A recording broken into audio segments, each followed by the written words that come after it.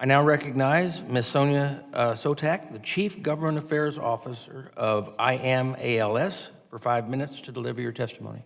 Good afternoon, Chairman Boss, Ranking Member Takano, and members of the committee. It is my honor to be invited to testify today on behalf of AM ALS and the ALS community, including the approximately 6,000 veterans living with ALS in the United States. ALS, commonly known as Lou Gehrig's disease, is a 100% fatal neurodegenerative condition.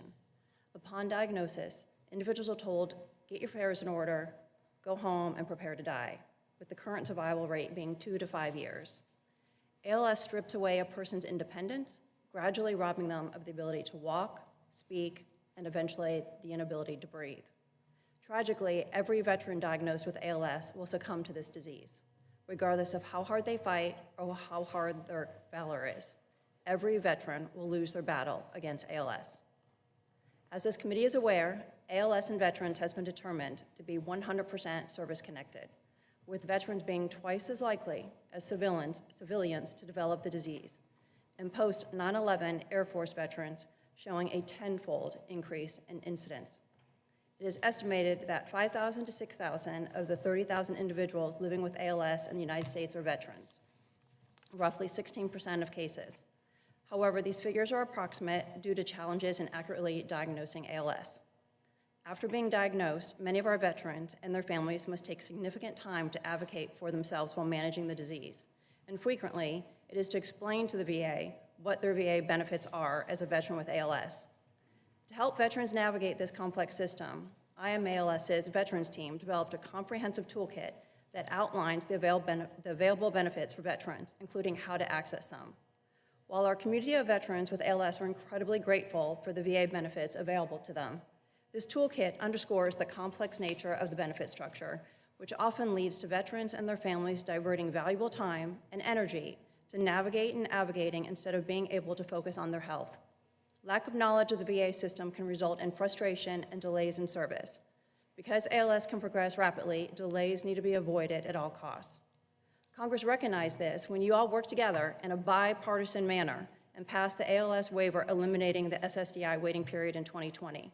Our veterans with ALS and their families deserve the same recognition when accessing benefits, including home health care.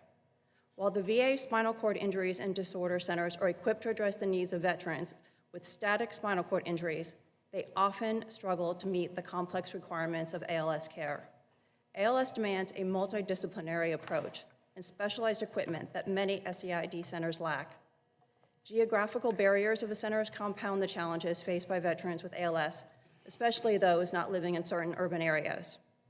Based on the needs of our ALS veteran community, AM ALS is asking for an increase in this expenditure cap for non-institutional care from 65% to 100% of the cost of the closest VA community living center through the Elizabeth Dole Home Care Act, which is included in the Senator Elizabeth Dole 21st Century Veterans Health Care and Benefits Improvement Act.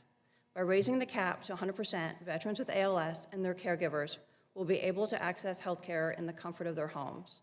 This will enhance the quality of life for veterans with ALS and alleviate the burden on their families and caregivers. AM ALS and our veteran community also appreciate that the Elizabeth Dole Home Care Act acknowledges the crucial role of caregivers, often family, in managing the daily needs of veterans with ALS. The Act offers resources, training, and financial assistance to caregivers, easing their emotional and financial burdens and enabling them to provide improved care and support to our veterans. I'm going to take a moment to share with you the impact of this legislation could have had on our Navy veteran, Garrett. Garrett served as part of the Seabees, a Navy construction battalion with tours in Iraq and Afghanistan. Garrett's battle with ALS epitomizes the challenges many veterans face, especially when trying to remain in their homes as the disease progresses. When Garrett was first diagnosed, he and his wife attempted to manage his care at home, with most of his care falling on his spouse to avoid reaching the 65% cap. However, despite their efforts to navigate the system, Garrett was trapped in a cycle of bureaucratic red tape. Garrett eventually required more assistance, surpassed the home cap, and was put in an institution. Garrett elected to remove his trach, ending his life early rather than being isolated in an institution. Garrett simply wanted to be at home. At the end of his life, Garrett felt hopeless and out of options. His heartbreaking decision to end his life because of the complex system not providing the best support for his final battle shows the urgency of passing this legislation, and Garrett is not an outlier. Unfortunately, I can tell you about other veterans who have had the same circumstance. Through the Elizabeth Dole Home Care Act, you can improve the quality of life for veterans living with ALS and their caregivers, as it provides them with flexibility in how they receive care. I'll end. I know I hit my time. I don't want to go over. Thank you, Ms. Sotak. Now, we recognize Dr. Jenny Karatley.